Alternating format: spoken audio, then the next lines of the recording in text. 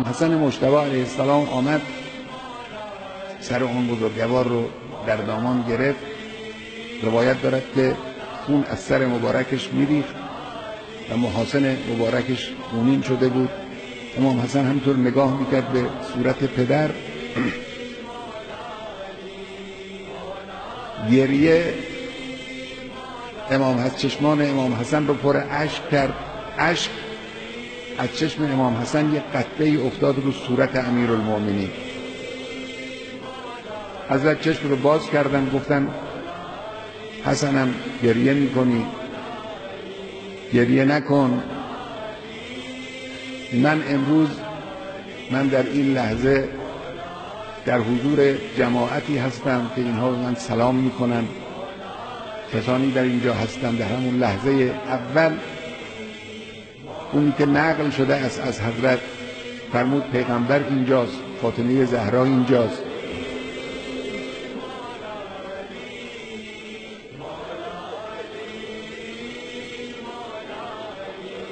بعد حضرت رو برداشتن.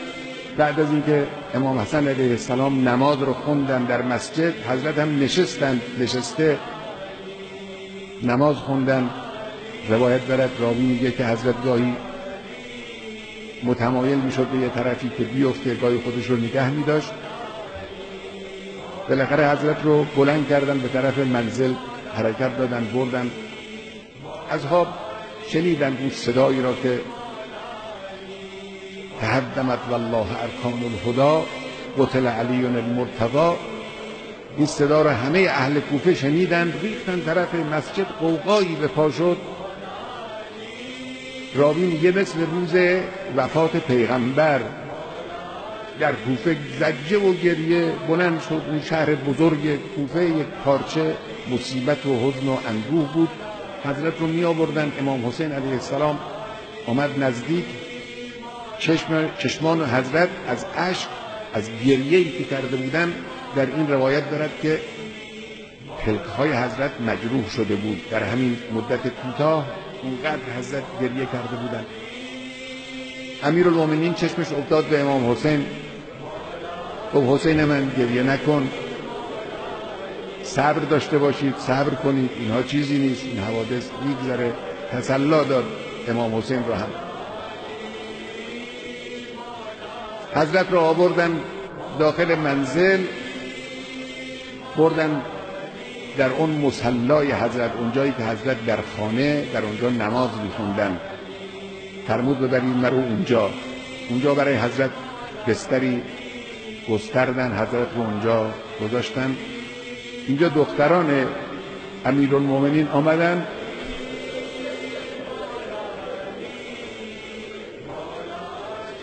زینب و ام کلثوم آمدن نشستن پهلوی حضرت، بنا کردن، اشک ریختن.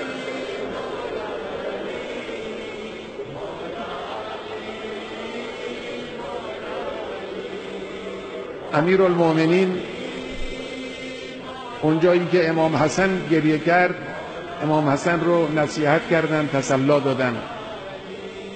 اونجایی که امام حسین گریه میکرد، حضرت تسلی دادن، گفتن صبر کن. اما اینجا اشک دخترها رو تحمل نکردن. میگه حضرت هم شروع کرد به های های گریه کردن.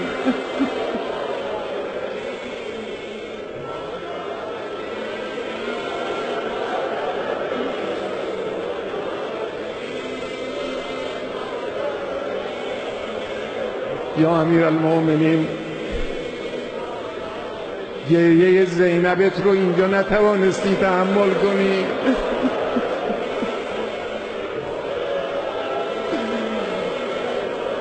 اگر در روز عاشورا